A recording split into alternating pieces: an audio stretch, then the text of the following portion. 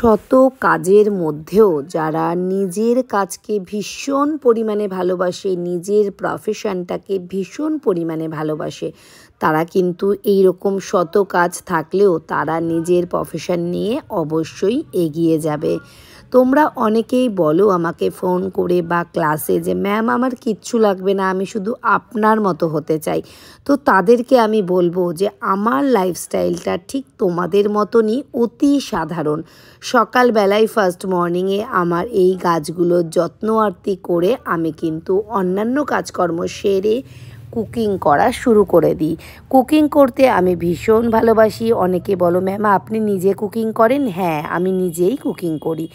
এরপরে আমি তোমাদের ক্লাসের জন্য আদারওয়াইজ ব্রাইড সাজাতে যাব, সেই জন্য নিজেকে রেডি করে ফেলি।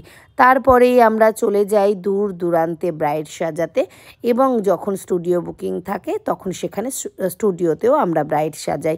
ব্রাইড সাজিয়ে বাড়ি এসে আমি শুরু করে দিই আমার আবার কুকিং, এবং এই দিন বিভিন্ন রকমই কাজকর্ম থাকে এবং সেইগুলো কমপ্লিট করার পর দেখো রাত্রি 12টা 4 বাজে প্রিয়াংশুকে নিয়ে পড়তে বসানো এবং তার বিভিন্ন রকম পড়া কমপ্লিট করানো, সেগুলো কিন্তু আমি নিজেই করি। অবশ্যই বাইরে স্যার ম্যাম আছে, কিন্তু থাকলেও মাকে একটা দায়িত্ব পালন করতেই হয়।